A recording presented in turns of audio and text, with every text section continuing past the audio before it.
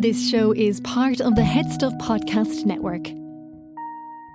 Welcome, gather round the fireside and listen to a tale of Fianna, Cullen, Deirdre of the Sorrows, Grawn, your wail. From giants right down to fairies, of both the drooping and solitary, and those who are sometimes scary.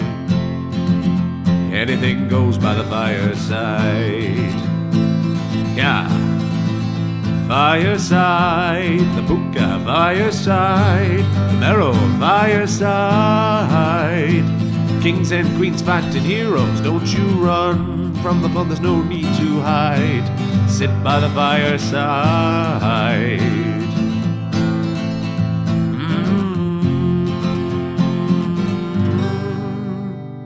Fireside.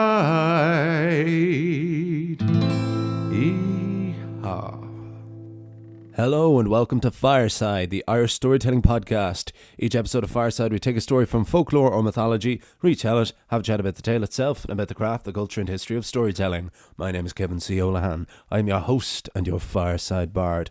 Welcome to episode 186 of Fireside. Today, or tonight, on the Irish Storytelling Podcast, we have a story with a rather gruesome name. It sounds like a horror movie, but it is in fact a tale of the Fianna of Eire. This is The Hill of Slaughter. But first, a very big welcome to any new and indeed returning listeners. If you're just throwing this episode on, why don't you listen to this episode, then see what we've been building up to in the last couple of months, or even the very beginning, nearly 200 years ago, 200 episodes ago, over the last 4 years nearly of Fireside. And if you're a returning listener, thank you so much for your continued support.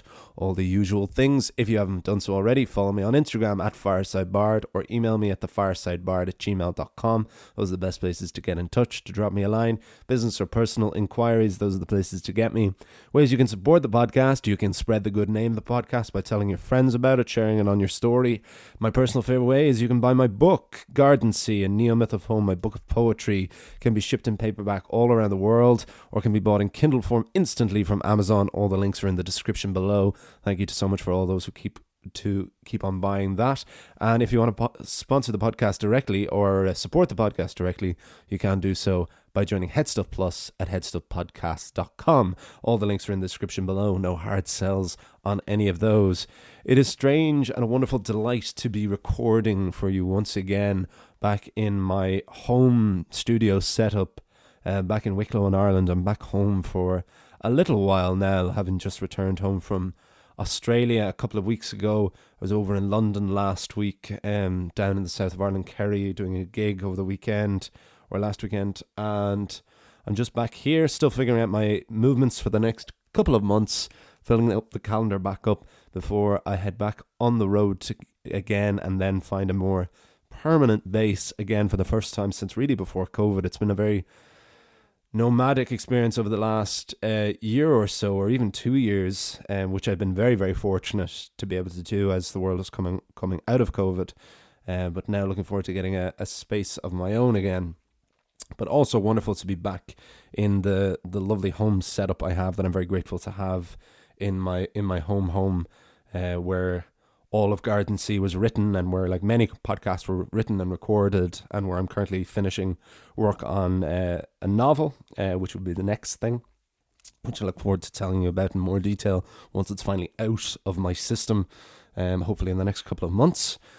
But yeah, no, so it's a lovely, warm, cozy room to be back in. It's nice not to be dependent on a hotel room or a dressing room for acoustics. It's nice to I have a mic stand again, and I can do this hands-free, not having to hold my condenser mic in my hand. But so that gives you a little image. I've got my candle lighting. It's nighttime, all nice and cozy and warm in here to set you up for a lovely Fenian tale.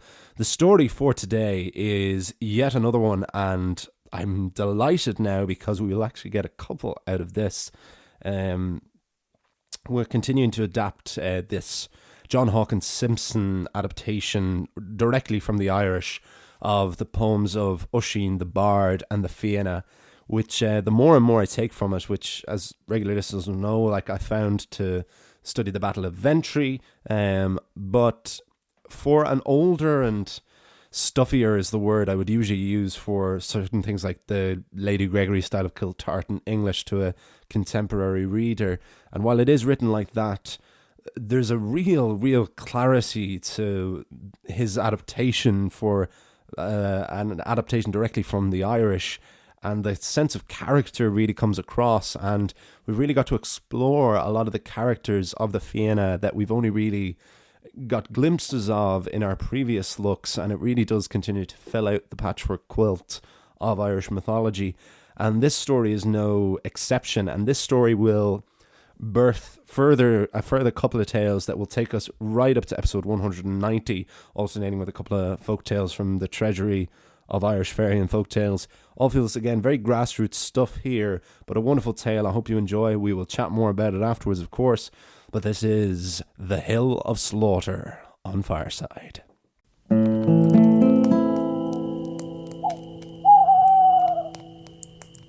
The Hill of Slaughter. Once Fionn McCool and the Fianna were sustaining a period of great peace and prosperity throughout Eire.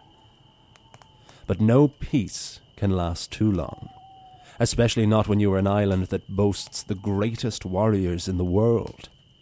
Sooner or later, others will want to prove that they can be better. A druid came to Fionn and said, "O great lord of the Fianna, I sense a great misery is to come from across the sea that will spell doom for the Fianna." "What are you talking about?" asked Fionn. "Right now the Fianna have no enemies beneath the sky. Why do you think that would suddenly end?" "Yes, look at the sky, Fionn," said the druid. "See how the clouds separate and form the shapes of drops and bursts and rivers of blood." Fionn looked up and indeed now believed the druid that danger was approaching Eire, and it was coming for the Fianna. So Fionn summoned his grandson Oscar and sounded the Dord Fiann, the horn of the Fianna, to assemble the entire host of Eire's warrior clan. Fionn did not sleep until all were assembled. Diarmid O'Divna, Conan and Gul MacMorna, and his own son Oisin. Fionn asked each one of the Fianna if they were prepared for battle. They always were. Even after this extended period of peace, each one kept their wits as keen as their swords. Fionn asked Conan Mael MacMorna, "Conan, you are the loudest of us, and your call can be heard all over the island. Will you patrol the coastlines and give out a cry if you see anyone approaching?" "I will not go out by my own, Fionn, while all of you remain safe and sleeping in your beds." "Your commander and leader gave you an order, Conan," roared Oisin, "of the dreadful and unforgiving deeds. That was not a request, you coward. You should leap at the chance to do something for the Fianna and for us all." "You're right, Oscar. It is Fionn who is my commander, not you, as much as you may want it. So do me a favour and pipe down. If I'm not mistaken, Fionn did ask a question of me, not give me an order. If it's a question, I refuse.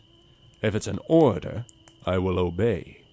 The honour and the duty of Clan Morna will never be in question." "All right, Conan," said Fionn. "You're right. I could order you, but if you are not comfortable scouting on your own, then perhaps you would prefer another, yet just as vital task. My youngest son, little Hugh, is too young to be able to answer the call of the Dord Fiann. The well-being of my children is as important to me as the well-being of Eire. So little Hugh should be sent for and defended by one of our greatest warriors." This seemed to rile Conan Mael up even more, just as Fionn had intended. "Do you take me for some kind of babysitter, Fionn?" "I take you for a loyal warrior of the Fianna. I have made 2 requests of you. Either scout the island or go to Little Hugh. It's your choice." Ever the one to look for the easiest way out, Conan swallowed his pride and went to fetch little Hugh.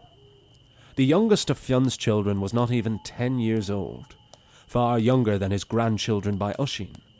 But little Hugh was every bit a future member of the Fianna. With his mix of God's blood and deer's soul and Irish soil, little Hugh was curious, fearless, and kind. Even Conan Whale's cold exterior slightly softened at the sight of this little future warrior. With the defences being prepped, Fionn McCool finally slept.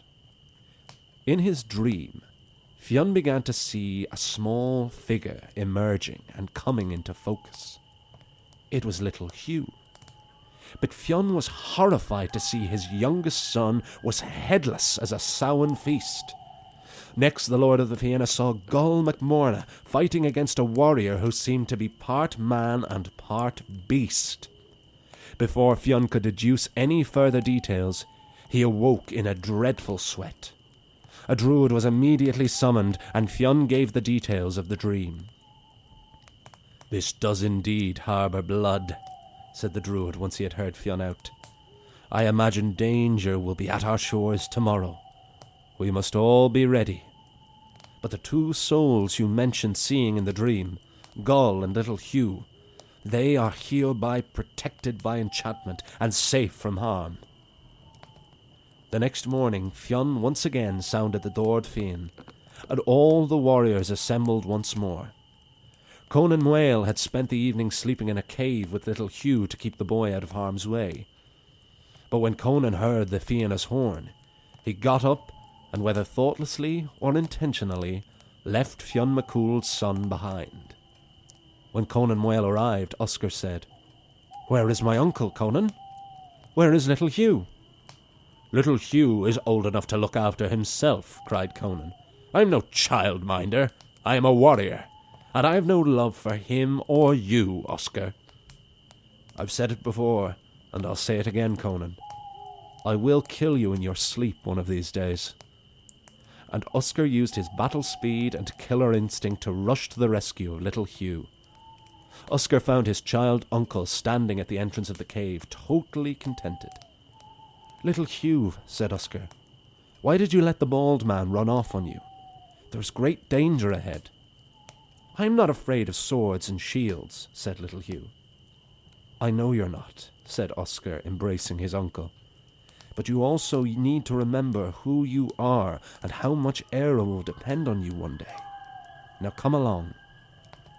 Oscar took little Hugh back to Fionn McCool, and the collected Fianna prepared for an unknown invasion. The next morning a ship did indeed arrive, but aboard was not an army or a monster, but a beautiful young woman. In a desperate state, she begged to be taken to see the leader of the Fianna. Fionn asked this vision for her name and tale. "My name is Neem," said the girl, "and I am pursued by my husband."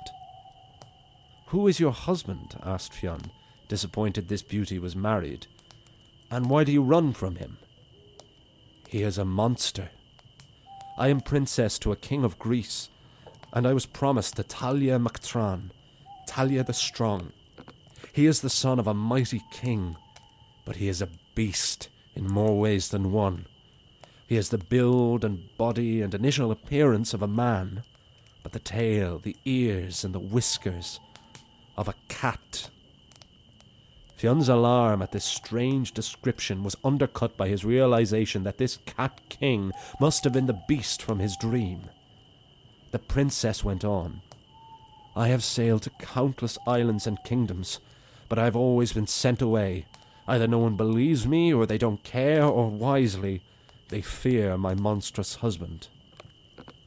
"Well, fear not, Princess Neem," said Fionn, "for you are now under the protection of the Fianna, and we will never let any harm come to you. We will await and defeat this cat king." And long the Fianna did not have to wait before the drums and horns of war were heard off the east coast of the island, and the standard of a cat was patterned on the ship's sails, and to the shores of Eire came the mighty king Talia the Strong. He was tall and well built, with full armour and cloaks and weaponry, but his skin was covered with black fur, and his eyes glowed with the slightest flicker of light. He looked agile and deadly, and he proved to be so. Fionn sent 1,000 of the best first line of defence the Fianna had, the first action many of them had seen in years. None of these were mere grunts, but not one of them was a match for the king of cats. The cat proved himself capable of pouncing great heights and moving on both 2 legs and 4. But his thumbs were opposable, and he wielded a sword in one hand and a spear in the other with great ease. Each one of the 1,000 troops fell by the claw and steel of the Cat King. There was only one warrior who would be any match for this foe. Only one warrior was as fast as he was strong, as nimble as he was deadly, proud yet bloodthirsty. Only one warrior of the Fianna displayed the characteristics of a cat, and that was the greatest of them all, Fionn's grandson, Oscar. Oscar of the dreadful deeds met the King of Cats in battle. They were as fast as each other, but Oscar knew he had to keep the battle to one of armed combat. Oscar usually enjoyed when it came time to down weapons and wrestle to the death. But this was a cat he was fighting. If both fighters lost their weapons, the Cat King would easily claw Oscar to death. So this day, the spear and sword had to remain in Oscar's hands. And for 5 whole days they did. 5 whole days without rest or pause or healing or sleep. Oscar and the Cat King fought while all of the Fianna looked on, including little Hugh, who cheered for his nephew Oscar. The Cat King seemed to have the mixed stock and blood that Oscar and Fionn and Oisin and little Hugh had. The Cat King was man and cat and seemingly god, but Oscar was man and god and deer. And after 5 days, the strength of the stag, of the doe his father had been born to, filled up the heart of Oscar, and with a final swing of his sword, took the head from the Cat King and avenged the fallen 1,000 of the Fianna. The warrior clans gave 3 cheers up for Oscar, who had once again protected the period of peace. But one who should have cheered, but who did not, was the princess. She looked out on the battlefield and was racked with guilt at the horror endured on her behalf. The princess collapsed dead on the spot. Fionn held her body and wept. Try as he did, he could never protect them all. The Fianna would always defend, but the more their reputation grew, the more people wanted to take it away. And the spot where Princess Niamh died was forevermore known as the Hill of Slaughter. To be continued.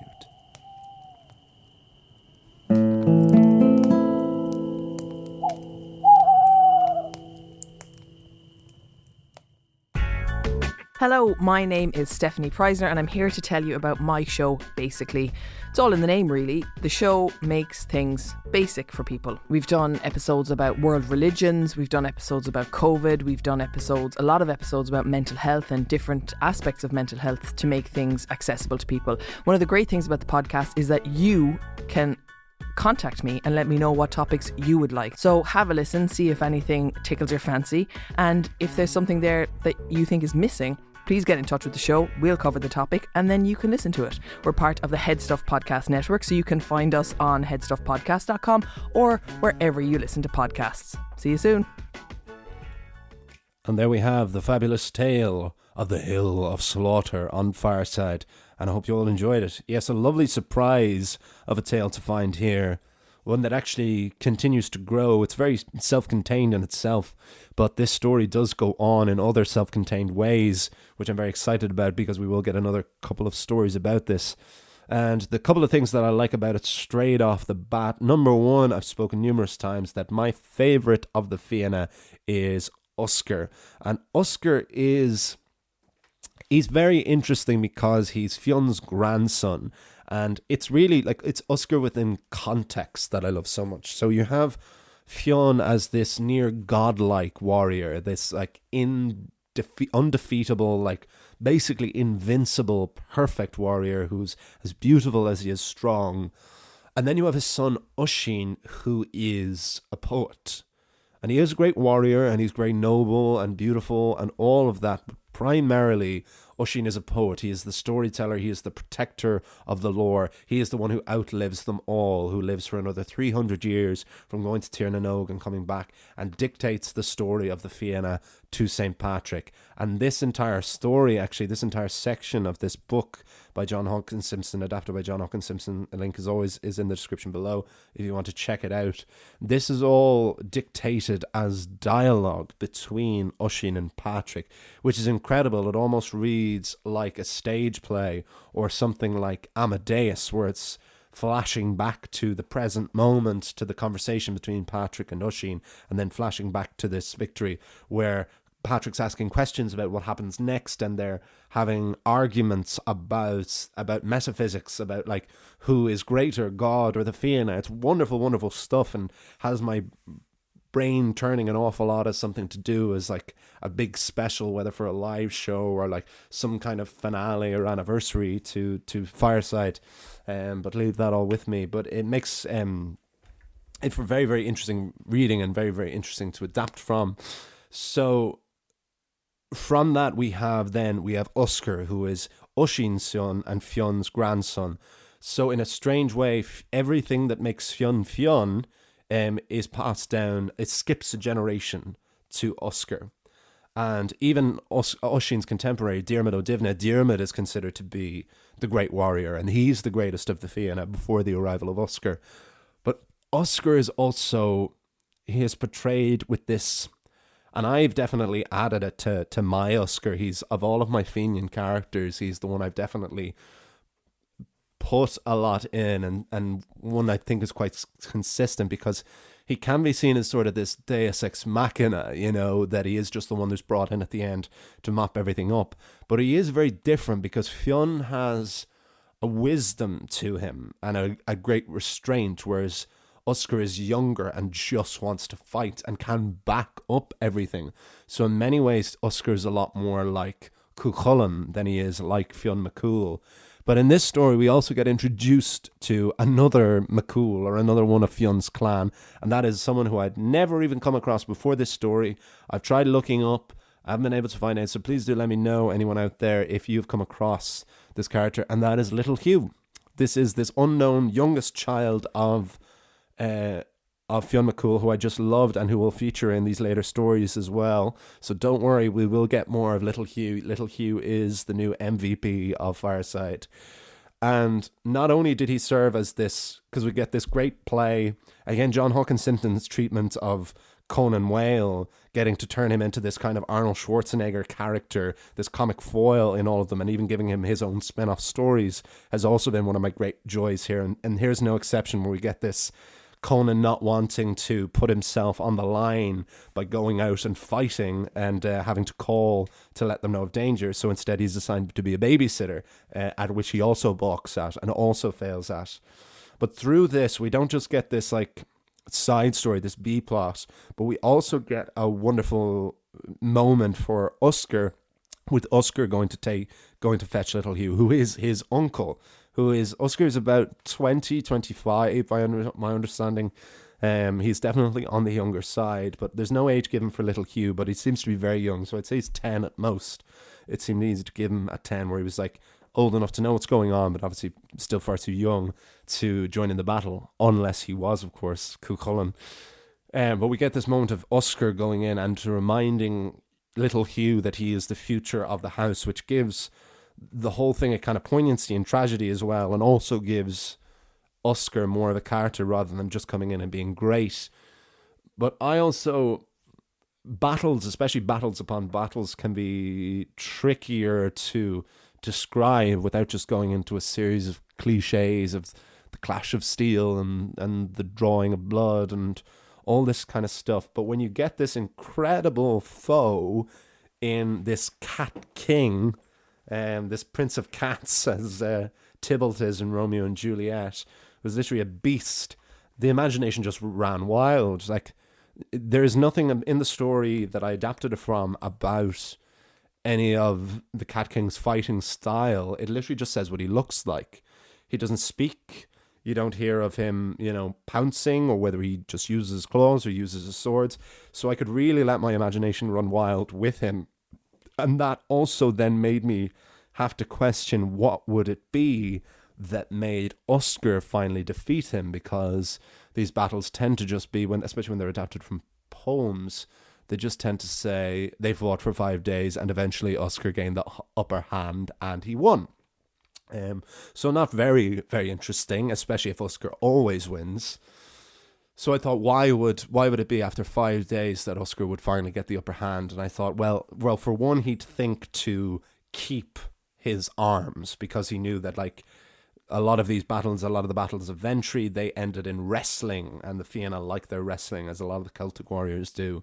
So he knew he couldn't wrestle a cat because his ass would get clawed up. So he needed to keep it to a battle of swords and spears. And then I love to be able to bring it back to the stag's blood, to make it cat versus stag. It made it very like a Song of Ice and Fire or something, like to have the dragon's blood, the wolf's blood, the deer's blood. And Oisin would have that, and Oscar would have that stag's blood in him. His father, Oisin, was born as a deer. His mother, Sai, was turned into one. Like Fionn himself, they are like so embedded in hunting culture. And so like he is part animal himself, and he could use that wild animal tendency to have that staying power and that longevity in battle. And you almost picture the antlers erupting from Oscar's head as he finally is able to defeat this Cat King.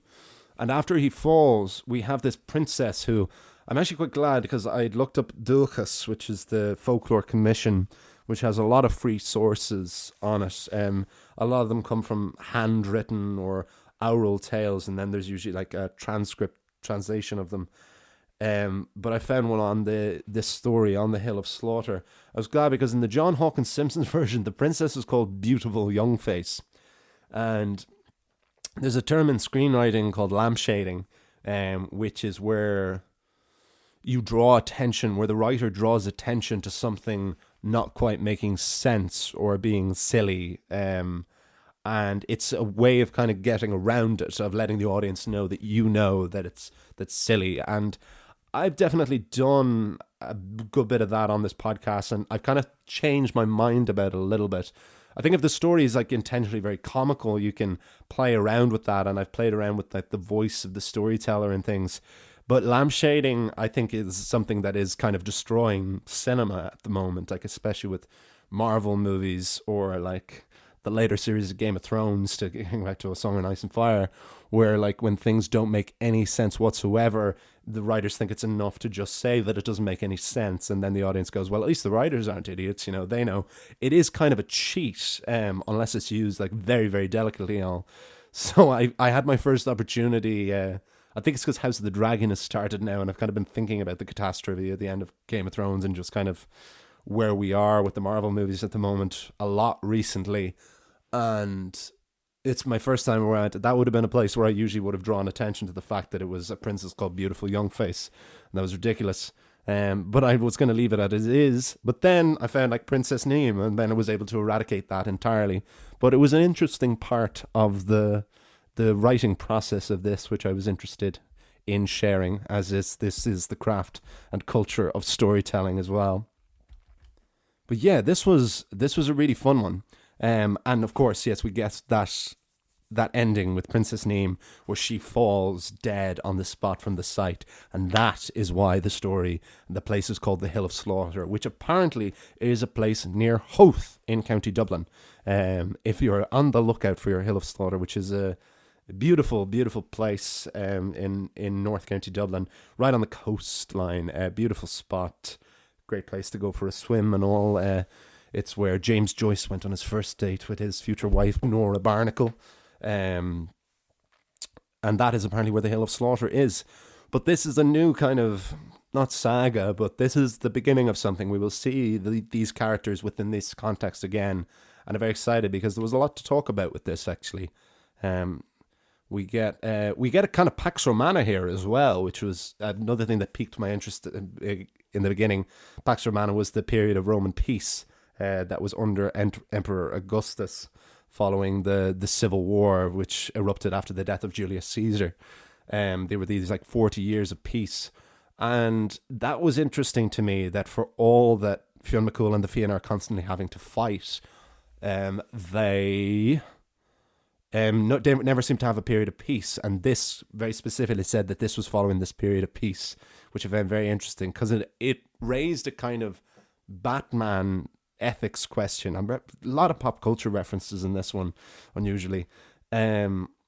In Batman, particularly in the most recent Batman, the Robert Pattinson one, it talks about the ethical question of a superhero creating more crime than they can possibly solve, because when you have a big bad or something to fight against, that's going to give more people reason to rise up against it. And that I loved. I'd never thought about the ethics of the Fianna before, which is one of the reasons why the High King of Ireland wanted to destroy the Fianna again, which they then did do, which you can re-listen to about way back in episode 20 or something when we first looked at the Fianna cycle. But it's given that new meaning and new kind of context for when I inevitably revisit some of those classic tales. Because whenever Fireside does wrap up, I certainly want to wrap up with depending on how many there is at that stage, but the last year or last few months of it, have always had the interest in revisiting some of those very old tales, with all that I know now and with all the additional kind of skill I would like to think that I have. Some of the ones that maybe weren't recorded right or weren't written well enough, or just even by my own standards, or by yours, dear listeners. So yeah, let me know what you think of that, and it might go a call out that if you wanted to do me a series of classic revisioned, rewritten and retold stories with a whole new context, I think that would be a lovely way to end Fireside, when that may be. But we won't talk about that because that'll be a good while away from now. But we'll wrap things up there. But that is the Hill of Slaughter. Wonderful, very exciting one to talk about. Had a lot of fun with this one. Had a lot of fun with the discussion as well, as I hope you can tell. So all the usual things. Follow me on Instagram at FiresideBart. Email me at thefiresidebart@gmail.com if you have any questions, thoughts, queries. Buy my book, Garden Sea. It can be delivered everywhere in the world in paperback or instantly on Kindle version on Amazon. Support the podcast at headstuffpodcast.com for joining Headstuff Plus for as little as €10 or €5 a month, although you can pay more if you want. All the links are in the description below. Next week we have another folk tale. We have one called Horse Piper. A new name I was finding fun with, also from a treasury of Irish fairy and folk tales about a young piper who was transformed into a horse. And you will see all about that and more next week. I'll see you all. You'll hear me all next time. And remember, wherever you are and wherever you go, you can always join me by the fireside. This show is part of the Headstuff Podcast Network, a hub for the creative and the curious. Shows are produced in association with Headstuff and the Podcast Studios Dublin. Find out more or become a member at headstuffpodcasts.com.